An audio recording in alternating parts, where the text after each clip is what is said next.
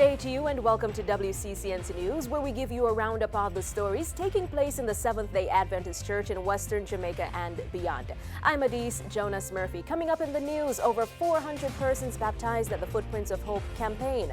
Physically challenged persons benefit from the social intervention initiatives of the Footprints of Hope series. Church to launch 3 new television stations across Inter-America.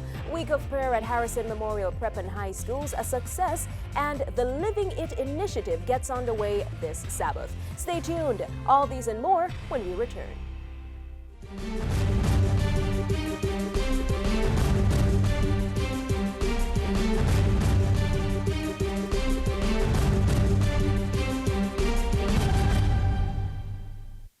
Thanks for staying with us. Now for the news. As the Footprints of Hope campaign said goodbye to the Dump Up Beach on Saturday, March 14 and hello to the West Jamaica Conference Center on March 15, that in no way hindered persons from surrendering their hearts to the Lord. The campaign has so far seen close to 500 persons baptized. I think God has done some amazing stuff, not only to those who are living in Montego Bay, but to those who watch the cable, to those who watch the live stream. And I think it has been a life-changing event. Only eternity can really measure the impact of the last 5 weeks. The 4 weeks done by the tent, we saw overwhelming attendance, beyond our imagination, overwhelming response to the altar calls. The last week really was intended to strengthen the faith and help to foster nurturing and consolidation. And the transition would have impacted those who would just walk off the streets to the tent because now they would have to catch the bus to be here. But we've had, in my opinion, a reasonable attendance, and for me, most importantly, the attendance of those who were just baptized. That was my focus, to help them strengthen their walk. We had an amazing fellowship dinner, reception, discipleship dinner, where they asked some interesting questions. I got questions that I was a little blushing to answer, like, Pastor, what do a young lady do who used to do sex to pay her rent? And, practical issues. You're able to minister to them. So I think that the last week, if for nothing else, helps us to hear from them heart to heart as they make the transition between how they used to live and how they now should live, between then and now in their walk with God. Pastor Gleno Samuels, evangelist of the Footprints of Hope Gospel Campaign. We also spoke with the Crusades campaign manager, Pastor Charles Brevitt, as he gives us a review on the past 5 weeks. Overall, it has been fulfilling and rewarding. Fulfilling in that we have almost broken the 500 threshold in terms of baptisms. And campaigns like these are investments in a tripartite experience, accessions to the faith in baptisms, the strengthening of members already in the church, and also the sowing of the seeds. Some of them will not be ready now, but at least the seed is sown, and who knows, in short order we might very well be reaping some results from what is happening here. Campaign manager for the Footprints of Hope Gospel Campaign, Pastor Charles Brevitt, giving us a review on the last 5 weeks of the Footprints of Hope campaign. Meanwhile, several persons suffering from physical disabilities have been benefiting from the social intervention programs, which are part of the joint partnership between the Heart Trust NTA and the Footprints of Hope Gospel Campaign. For many, this opportunity has been a step in the right direction. We are very grateful for the opportunity to participate actively in the combination of both STA and Heart Trust, who have given us the opportunity to be a part of the class in terms of customer service rep. It has impacted many of us because we are now getting the opportunity which allows us to recognize that it's a level play field, that all of us, in regardless of who we are or challenges that we face, we can be a part actively in terms of what is happening. It is very important for us to understand me as the customer and also understand the role that the customer rep plays when we approach, whether it's a store or any organization. So this is a very great opportunity, very good education in terms of the learning tool, the things that we benefit from and what we need to know, and we really appreciate it very much. The program has been very good. I find it to be very informative and eye-opening. I think one of the great challenges that really comes after is to applying it, because no, it has been very helpful. We have approximately 12 persons with disabilities participating in the program, and they have been doing very well. They participate in the role plays. Wherever we have the training, it's accessible to them. And so they're able to come, they feel a part of us, they participate actively in the training, and actually it's been going very well so far. We're happy to have them, and they're happy to be here.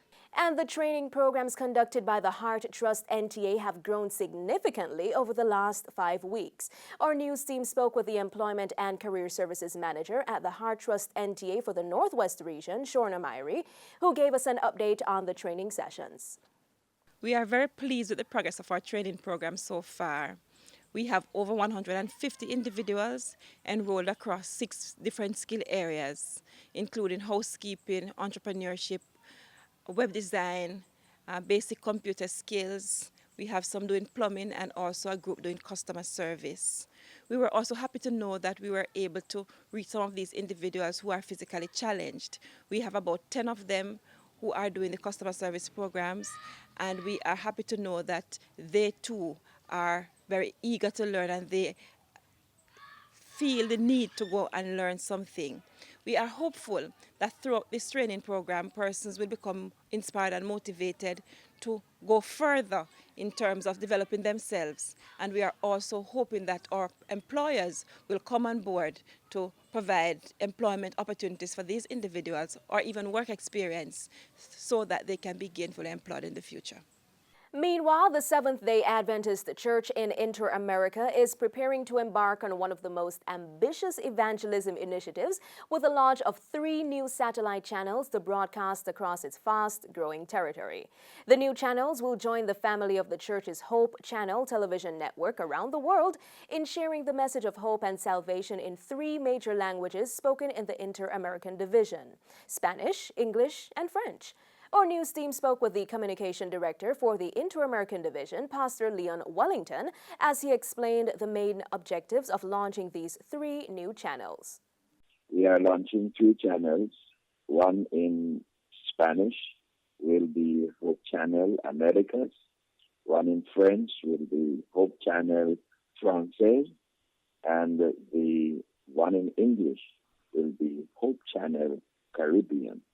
One of the main objectives is to share the gospel in a language that the people can identify with. Therefore, our plan is to have a lot of programs that are more culturally sensitive to the people of the region in the 3 languages, and also to encourage local nascent talent to enjoy exposure on the world scene. Improve their skills, share it with the world, share the gospel from their perspectives, to influence people through education, lifestyle changes, and the preaching of the gospel certainly would be part of that. Certainly, we expect that Jamaica, along with the rest of the Caribbean, will be producing programs that are relevant and not only culturally sensitive, but at the same time programs that can be shared with the world. Communication Director for the Inter-American Division, Pastor Leon Wellington. Scores of students and members of staff from the Harrison Memorial High and Prep schools were reminded of God's ultimate sacrifice for them as they participated in the recently concluded Week of Prayer initiative held at the institutions between March 16 and 20. Many said it was a success. Pastor Murphy has been an encouraging pastor, and I am not a Christian, but since I am here and I am hearing each and every word, I'm listening very keenly. I think I want to be baptized. It's been great actually, because he has been telling us about how much God loves us and that we're not too young to die. The Week of Prayer has been great. It's taught me many things and allowed me to see things clearer than I've seen before. He's been plain, he's been practical, he's been straightforward, and the students are just sitting and listening to him. I find that my students now would be asking me questions. They're eager now to learn more about God, and it makes it a lot easier to just deliver the message to them, even in class as they are. Also, too, quite strangely, after school we do hear them singing the theme song going home, which is a thumbs up for us. It is definitely a thumbs up for us. This week of prayer with Pastor Murphy has been exceptional so far. He has been getting the individual students' attention. Yesterday he had altar call and quite a number of students went up for it. We have been blessed. As workers here, the teachers have been commenting on how well he's doing, how spiritual they are feeling, much closer to God. So the whole campus is being blessed. She used creative ways of getting the children involved in the activities. So far, the children are enjoying it. I think it's a blessing. I have learned that you should obey your parents. I have learned that we must share. I learned that I must be kind, and when teacher calls you, you must come when she calls you on time. Our news team caught up with guest speakers for the week of prayer, Pastor Darren Murphy, who spoke at the high school, and Sister Carol Smythe James, who spoke at the prep school, as they shared their thoughts on the recently concluded program. It's been a transformational experience. I'm not just telling them to try Jesus, I'm trying Him as I present to them on a daily basis. And as I dig deeper into the Word, my life is being transformed. And I feel the same thing happening for them as well.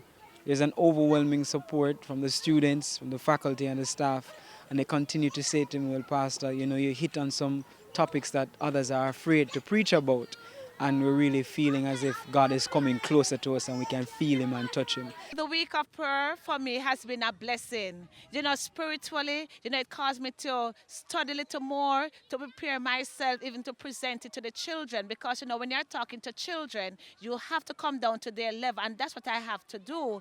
And I see when which they are listening, and when it's over, they will come to me and say, Auntie Carol, this is what I've gotten from it. So it's a blessing for me and also to them. And finally, the Living It initiative gets underway this Sabbath, March 21. To give us some more details of this event, we now join Pastor Londale Monroe, Sabbath School and Personal Ministries Director of the West Jamaica Conference. Living It is an annual program that we have. Last year was our first staging of it. This year we will continue that kind of a program. Essentially, we are going into the community, impacting the community, visiting infirmaries, visiting prisons, giving out food packages, giving health checks, that kind of thing. We want to impact the program on the Sabbath day. And so we close the doors basically, practically, for all of the Sabbath. We have a condensed version of the program, as in doing lesson study, review, and collecting of offering, tithes and offering. And then we hit the streets so that we impact people on the Sabbath day. Sabbath School and Personal Ministries Director of the West Jamaica Conference, Pastor Londale Monroe. And we encourage you to support this initiative as best as you can. And that's how we wrap up our newscast for this week. On behalf of our hardworking news and production teams, I'm Adise Jonas Murphy, wishing you God's richest blessings.